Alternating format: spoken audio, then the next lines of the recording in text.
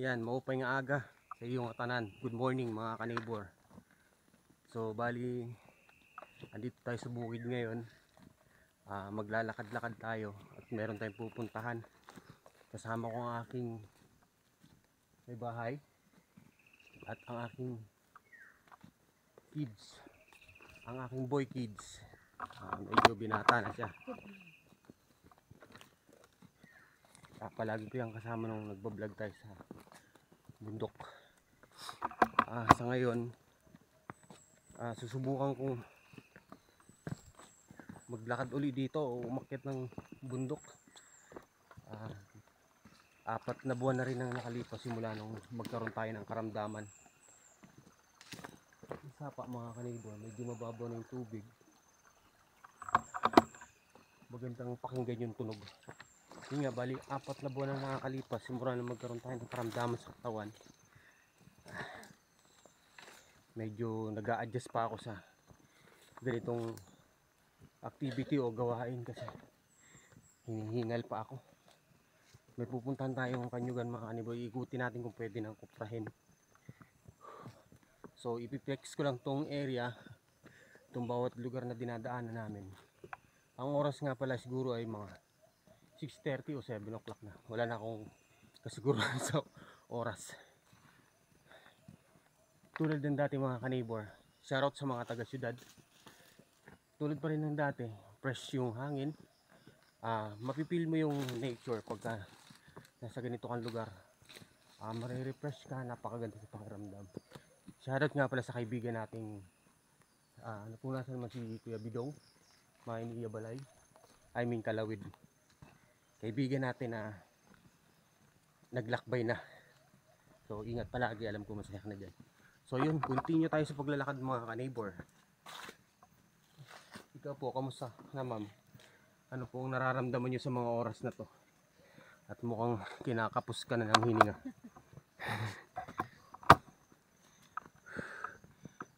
Medyo mainit yung klima mga ka-neighbor.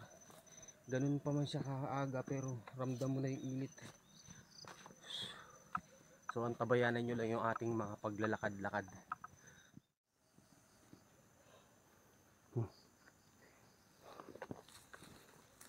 Ayan mga ka-neighbor, yung ating beautiful nature, yung aking boy kid, ginaguide niya kami kung saan kami pupunta, pero mukhang na wrong turn pa.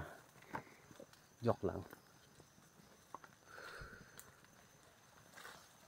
Ayan o, yun yung itsura ng paligid dito sa ilalim ng nyugan at kakahuyan. Naririnig po yung sapa doon. Suba sa mga taga Bisaya, suba. Yan. Mayong buntag. Saba sa waray. Mayong buntag. Buntag lang umaga. Ayun mga kaniboro. May maliit na busay doon or falls. Sa area na yan. Parigokit niya yan. Kamusta na, Jan Luis?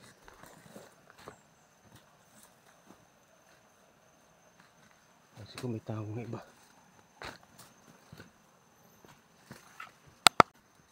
Ay, mahuli ka.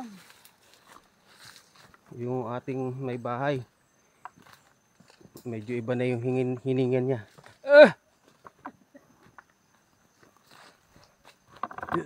Soon mga ka-neighbor, pagka okay na tayo, babalik na tayo sa pagtatrap. Sa ngayon wala pa, hindi pa natin kaya umakyat sa malalayo. Itong area na pupuntahan natin, medyo malapit lang to, siguro mga 30 minutes na paglalakad lang.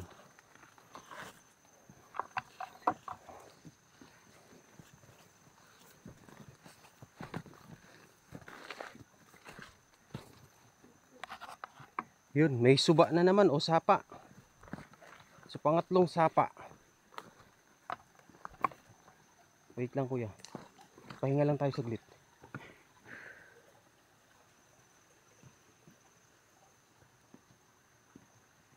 Ang linaw ng tubig mga ka-neighbor. So yun nga mga kanibor, bali may sapa na naman tayo ng dinaanan. Napakalamig ng tubig. Hindi ko pa man siya nahawakan pero mapipil mo yung lamig. Malalaking bato. Ayan.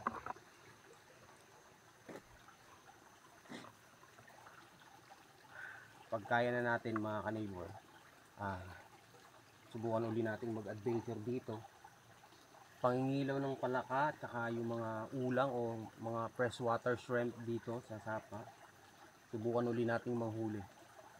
Tsaka yung pangtatrap ng mga wild chicken. Sa ngayon hindi pa natin kaya kasi yung ating kalusugan hindi pa ganun ka full recovery. So sa ngayon pinapractice ko muna yung aking baga. Ayan. Shoutout sa aking mag-ina. Ipapahinga. Luis,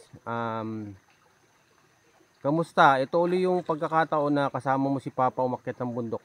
Anong masasabi mo? Ha? Okay lang.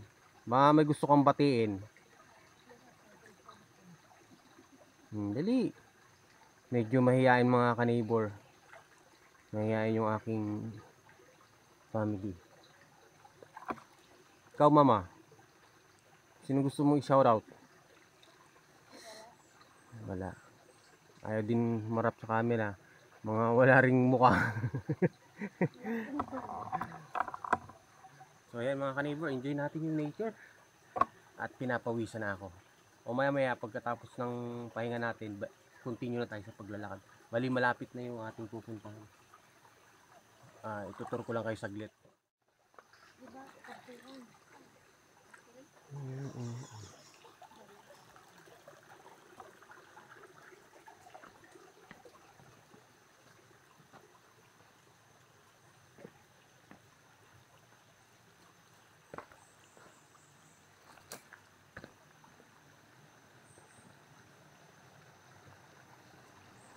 Sarap maligo dito mga ka-neighbor. Parang ka nasa wild. Hindi parang nasa wild pala tayo.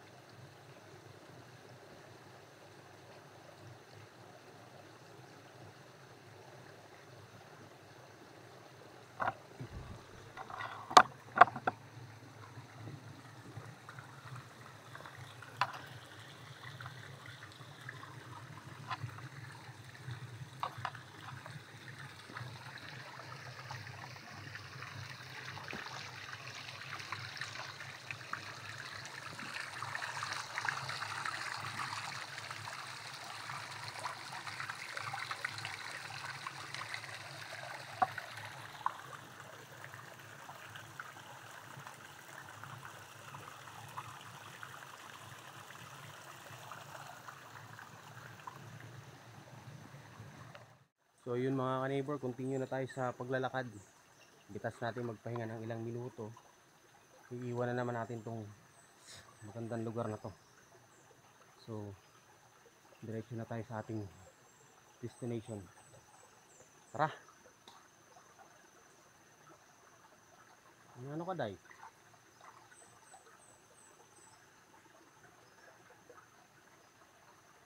Linta? Maglinis.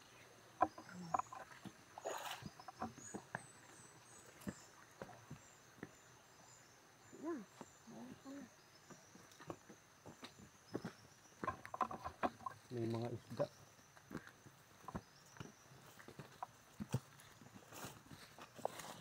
Ayan, medyo akyatin tong ano na to, part na to.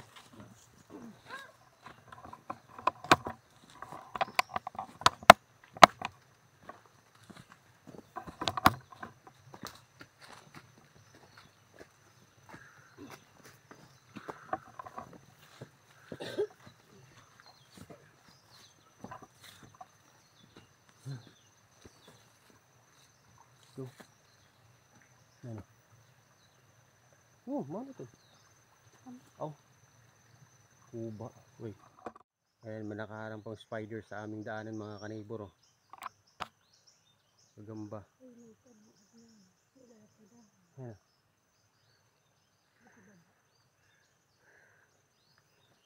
Tara, sorry. Pero kailangan ko sirain ang bahay nyo.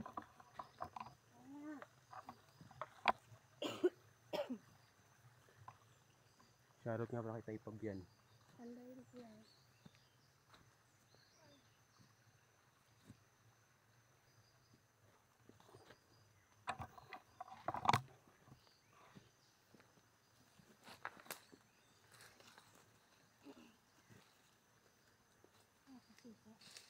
Walang bunga.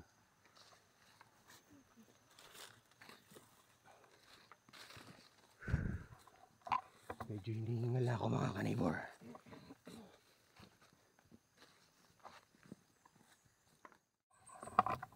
So yun nga mga kanibor, bali nandito na tayo sa lokasyon na to kung saan yung nabanggit ko kanina na pupuntahan natin.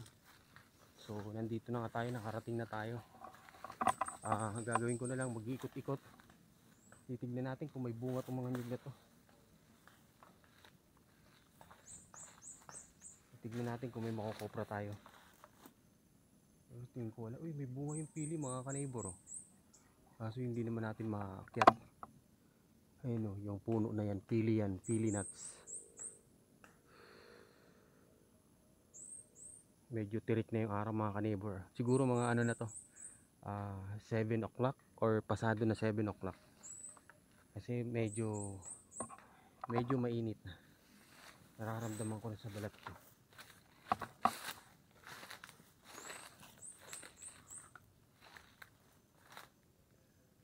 Sayang wala tayong panungkit, may pili. Mahilaw pa nga lang.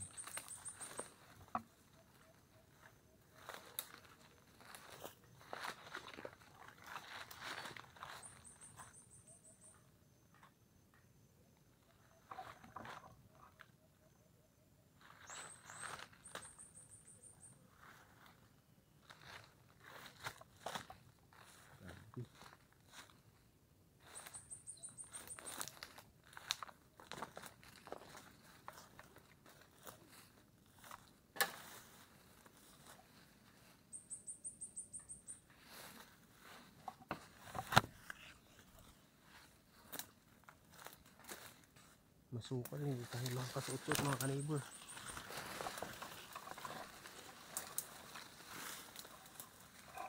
Yan ang daanan.